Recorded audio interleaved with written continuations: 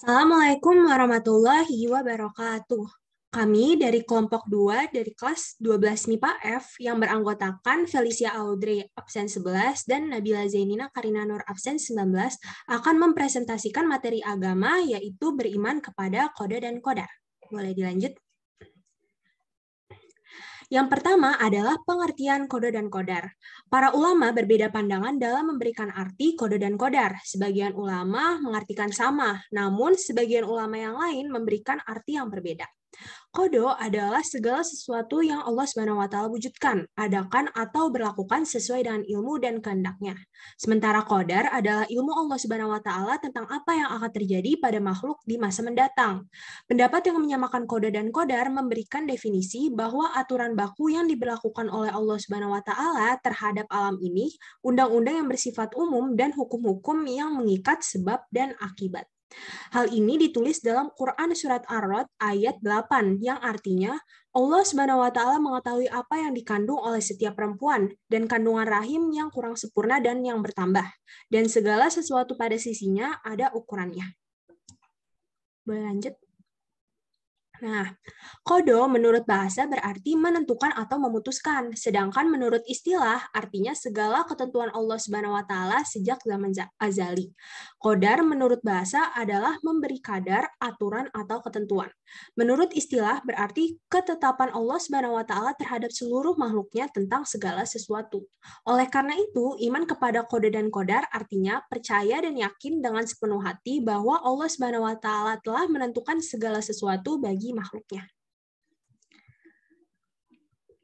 Nah, selanjutnya kita akan bahas mengenai dalil-dalil tentang qada dan qadar. Dalil-dalil itu sendiri dibagi menjadi dua, yaitu dalil Al-Quran dan dalil As-Sunnah atau hadis. Yang pertama akan kita bahas adalah dalil Al-Quran. Dalil pertama ditulis dalam Quran Surat Al-Qamar ayat 49 yang berbunyi, Inna kulla syai'in khalaqnahu biqadar.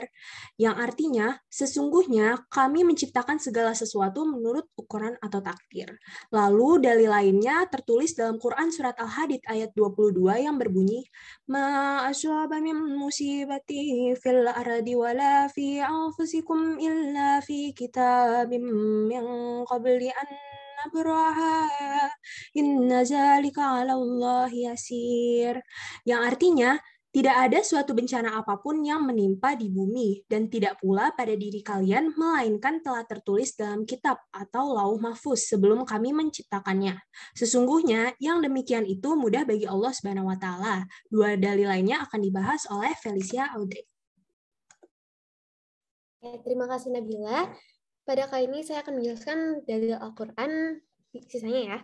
Nah, jadi yang pertama itu dijelaskan juga pada Quran Surat Al-Isra ayat ke-13 yang berbunyi wa kulla insani alzamnahu ta'iruhu fi 'unuqihi wa nukhriju lahu yawmal qiyamati kitaban yaqahu mansyura.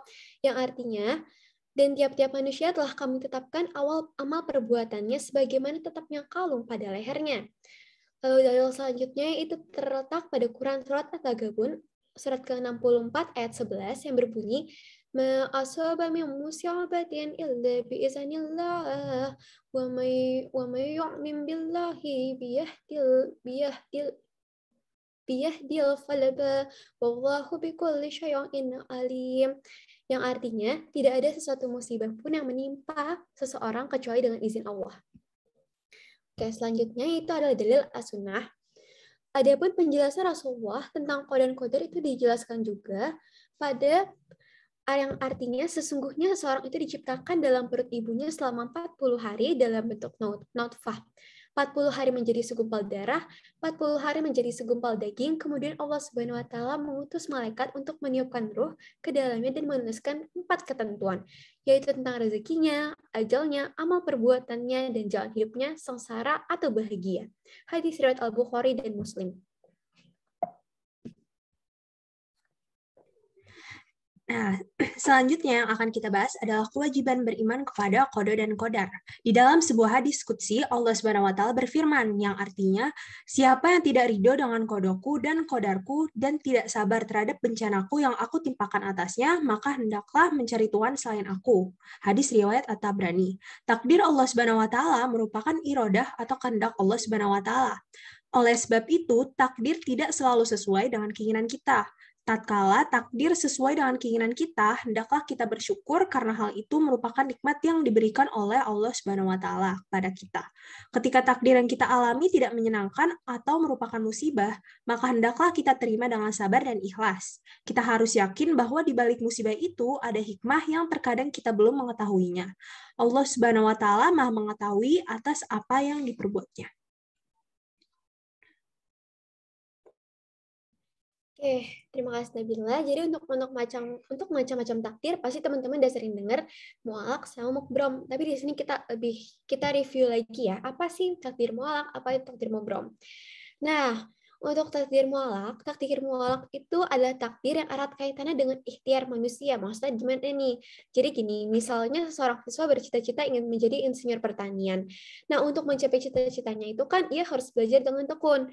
Akhirnya apa yang ia cita-citakan menjadi kenyataan.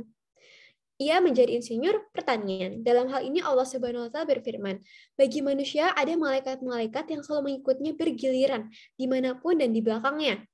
Mereka menjaganya atas perintah Allah Subhanahu wa taala. Sesungguhnya Allah Subhanahu wa taala tidak mengubah keadaan suatu kaum sehingga mereka mengubah keadaan yang ada pada diri mereka sendiri. Dan apabila Allah Subhanahu wa taala menghendaki keburukan terhadap suatu kaum, maka tak ada yang dapat menolaknya dan sekali-kali tidak ada yang dapat pelindung bagi mereka selain Dia.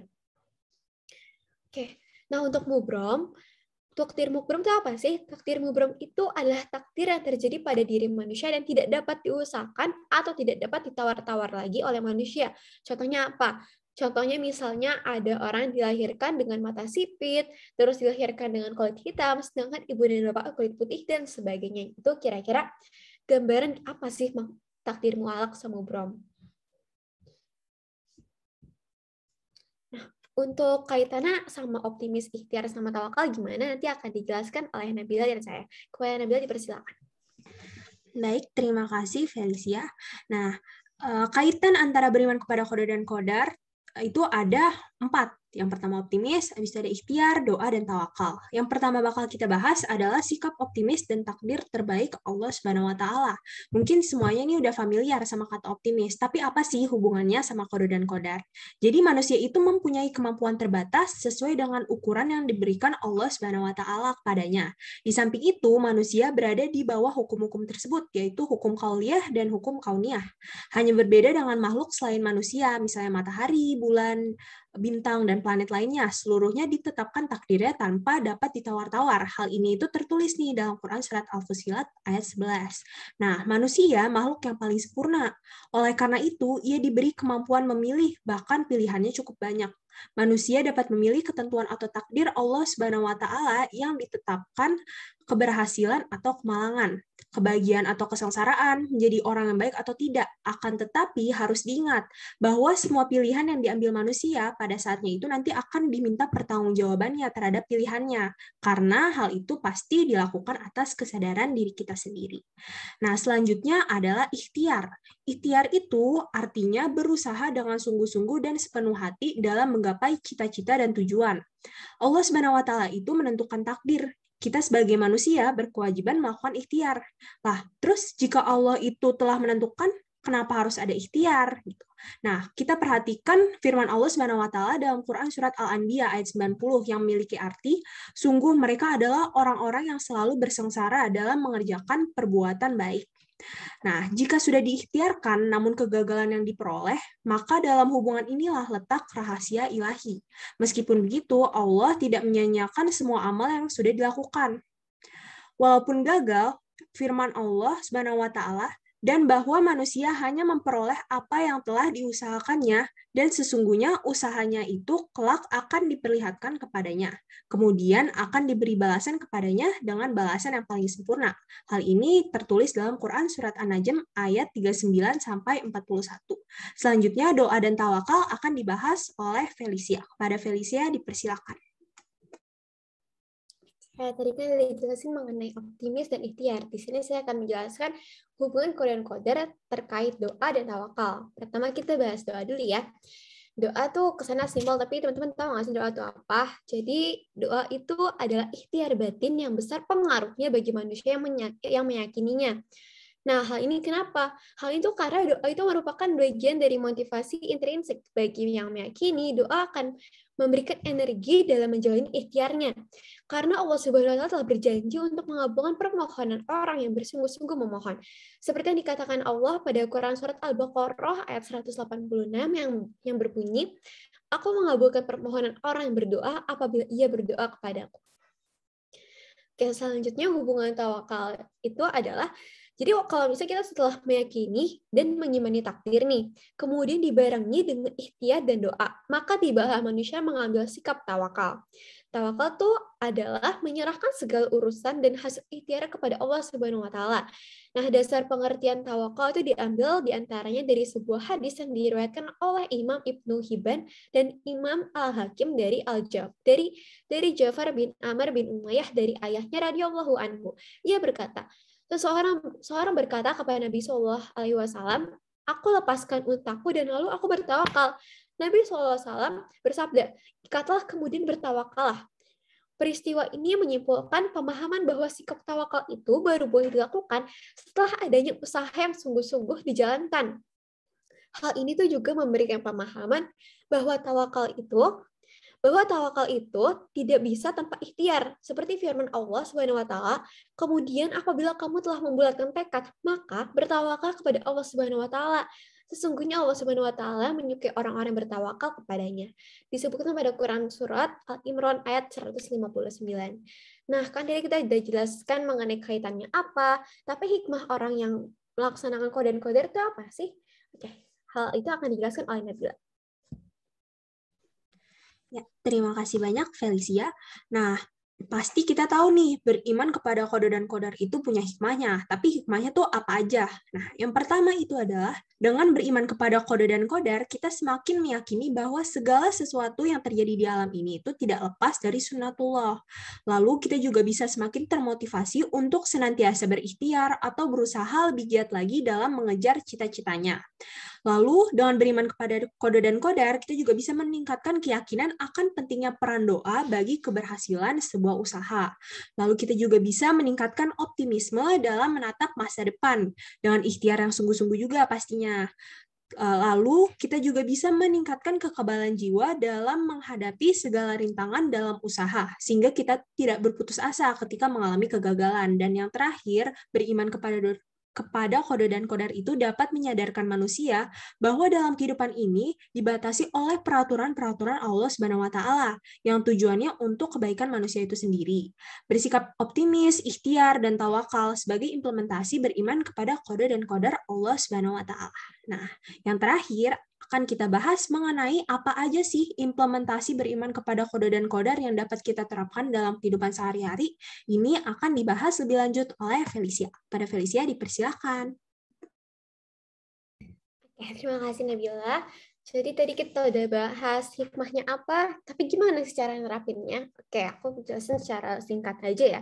Yang paling pertama itu yang udah pasti banget nih, yaitu selalu menjauhkan diri dari sifat sombong dan asa. Kenapa sih? Karena orang yang beriman kepada qada dan qadar itu apabila memperoleh keberhasilan, ia menganggap keberhasilan itu adalah semata-mata rahmat Allah. Apabila ia mengalami kegagalan, ia tidak mudah berkeluh kesah dan putus asa. Kenapa? Karena itu nyadar bahwa kegagalan itu sebenarnya adalah ketentuan Allah Subhanahu wa taala. Itu menyadari bahwa di balik kegagalan itu pasti ada hikmah. Nah, yang kedua itu adalah banyak bersyukur dan bersabar. Orang yang beriman kepada qada dan qadar apabila mendapat keberuntungan, maka ia akan bersyukur. Karena keberuntungan itu merupakan nikmat Allah Subhanahu wa taala yang harus disyukuri. Nah, sebaliknya nih, apabila terkena musibah, maka ia akan sabar karena hal tersebut merupakan ujian. Lalu yang ketiga yaitu bersifat optimis dan giat bekerja. Manusia itu kan nggak mengetahui takdir apa yang terjadi pada dirinya. Sama orang tuh tentu menginginkan bernasib baik dan beruntung. Keberuntungan itu kan nggak datang gitu aja, tapi itu harus ada usaha juga. Oleh sebab itu, orang yang beriman kepada qada dan qadar senantiasa optimis dan giat bekerja untuk meraih kebahagiaan dan keberhasilan. Nah, yang terakhir itu selalu tenang jiwanya. Orang yang beriman kepada qada dan qadar itu senantiasa tenang hidupnya. Sebab ia tuh selalu senang atas apa yang ditentukan Allah SWT padanya. Jika beruntung atau berhasil, maka ia bersyukur. Nah, jadi kira-kira itu tuh pengertian singkat, penjelasan singkat mengenai qada dan qadar. Kurang lebihnya mohon maaf, saya Felicia Urkisha dan Nabila Zirina mengucapkan terima kasih. Wassalamualaikum warahmatullahi wabarakatuh.